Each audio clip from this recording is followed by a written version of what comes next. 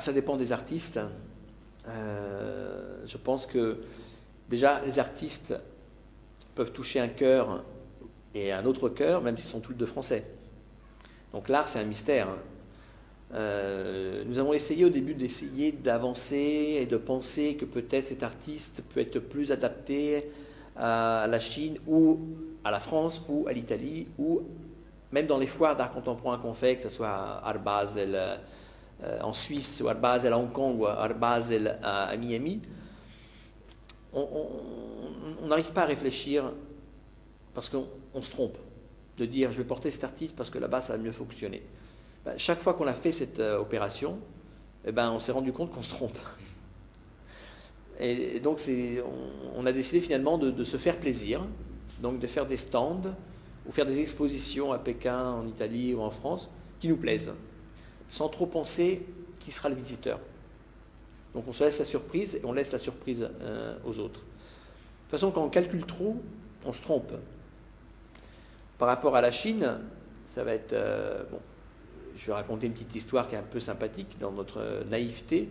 Quand on a décidé d'ouvrir à Pékin, pour les raisons justement d'ouverture de culture, d'échange, mais on s'était quand même dit, bon, on ne va pas trop louper notre coup, parce qu'à Pékin, en Chine, il y a quand même une attention pour l'excellence. On voyait que la mode fonctionnait très bien, que les Chinois qui étaient intéressés aux belles voitures achetaient des Ferrari. Donc on disait, ils ont de l'attention pour les belles choses. Pourquoi pas porter l'art international qu'ils n'ont pas? Ils vont acheter Manish Kapoor, Daniel Buren, Anthony Gormley, enfin des artistes internationaux. Et en fait, non. On est arrivé, ils les connaissaient peu, c'était pas trop non plus leur sensibilité. Donc on a fait une opération marketing qui était complètement erronée.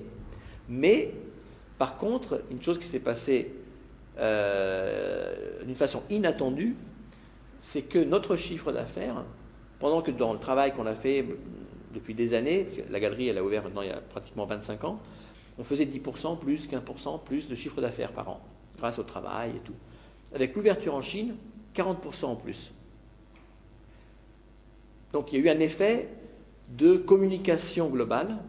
La galerie est devenue plus internationale, a créé une sympathie, une attention majeure sur le travail qu'on faisait en général.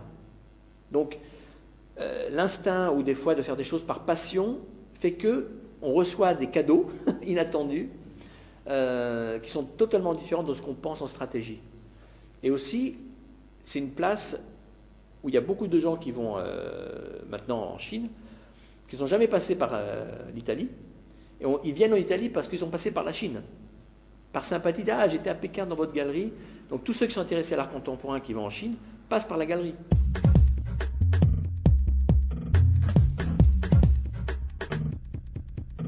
Donc ça nous a créé un réseau incroyable aussi, de relations, de diversité humaine, de peuples différents.